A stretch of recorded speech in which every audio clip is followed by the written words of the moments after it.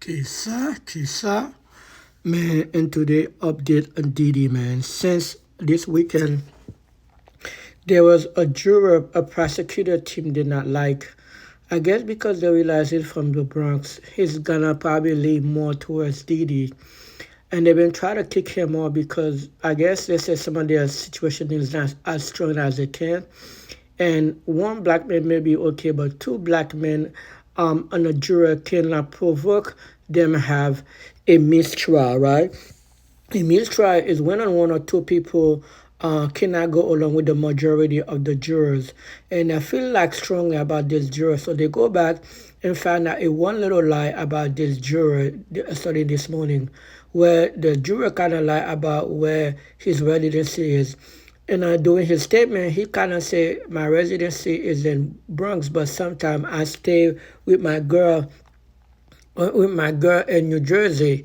So it's like one of the situations, he got kids in Bronx, but he's dating a new chick that lives in New Jersey. So therefore, which is very common. People are back and forth in both Brooklyn and sometimes because for tax purposes, sometimes they might live in one place, but they might put their resident in another place just because tax benefit might be better in New Jersey, but you actually live in and stuff like that.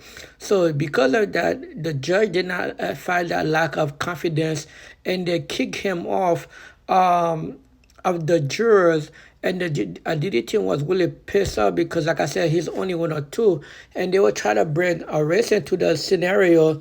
And I was watching something about later on tonight. Judge Murphy said the judge kind of go too quick on it. They should have found where if there are evidence that he live in the Bronx before they kick him out, because now the Diddy team tomorrow can file for a motion for a mistrial for a third time. It's more likely they're gonna go along with it, but I guess they said that's good for I forgot for what for appeal. I gotta find out what appeal is. Motion for appeal down the line later. We'll see how that works for appeal later. But also, there's another jury that's already in complex. It's not sure if it's the other black guy or if it's another black person. But rumor has it there's another person that find out that they've been texting individual and they're not sure who the individual is. They've been texting back and forth. They're not sure what the message is about, whether or not they've been talking about the trial or whether or not somebody been wondering about their situation or try to, in some sense, try to coerce them into lean towards one way. So we'll see more about the situation tomorrow, even more in depth. After they went through all that today, Diddy was looking really sad about the whole situation after the juror got kicked off. So you already know he wasn't really too happy. Matter of fact, he was willing to let go of appeal for some of the stuff because he wanted that juror to stay on this weekend. But I mean, usually those judges usually try to go along more with the prosecutor. We see the Young Turk situation kind of like where the judge and the prosecutor kind of like intertwine with each other. But even though he's a color judge, but he's a brown judge. And you know what I mean? So you already know how that go. I don't have to go forward. It's like one of those situations. They want our help when they're going through stuff, but when we're going through stuff, they move really more towards white. But that's another story for another day. After that, during the proceeding, they brought a witnesses. They kind of like the drug mule, kind of like the guy who got the arrest first that was in Miami that was going through the plane with Didi, that little white boy that used to play football, where he would testify about the whole tape about the whole situation with Didi, and kind of like they try to make it more the I guess what part, the racketeering part, where they come about the money, how a lot of people in the organization know, because at first people were saying like a lot of people didn't know they was just do whatever they do, or they didn't bother to know, or they kind of know something but they wasn't too sure because they didn't want to lose their job. So today, the prosecutor was trying to make their case, trying to making sure that a lot of people did know, and there were a lot of them that was kind of coerced, so they can make corporation part of it, so they can come after Diddy money.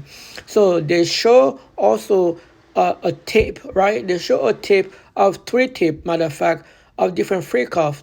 Now, doing for in a prosecutor's trial, they try to show that how Diddy was actually really coerced those women into those freak offs and how they didn't want them.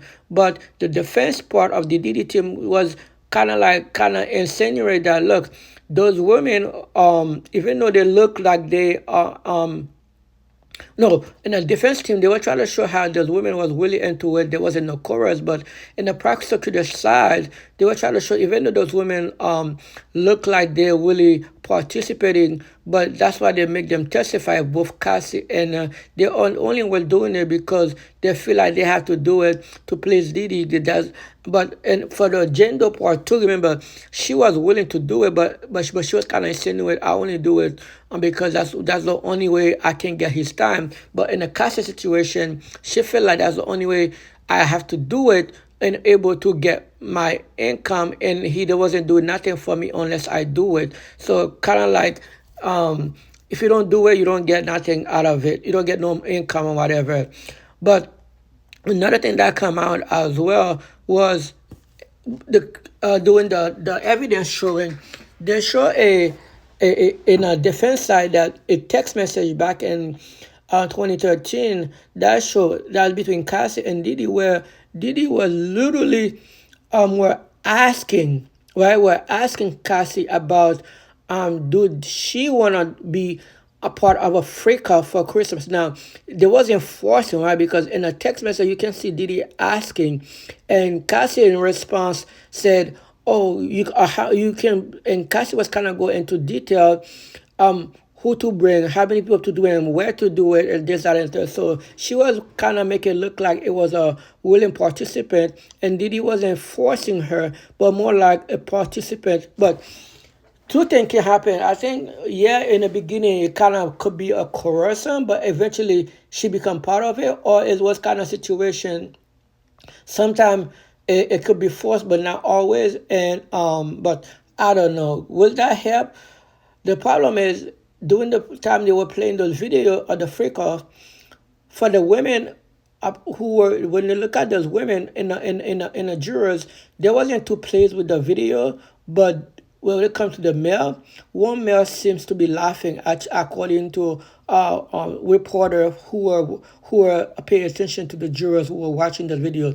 Now they didn't play where everyone in a news outlet can see it because it was it was a device and it was given with a headset, so people could not see what's going on in a video.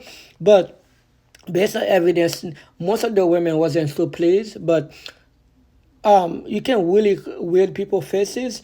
It could say show that hey, some of the women show, but women usually go along with each other. Now it's gonna be up to the men, but you got most of the men are white. And yeah, they have some black women, but black women gonna lean for women toward Cassie, and you know how that is with the whole thing. And the only thing people did was had going for it was the two black men, but now it's only come down to white men, and it would have to be white men that really understand the whole scenario would like help Diddy out. But I digress. We'll see how that thing go out, man. This is what we know so far, the update for today.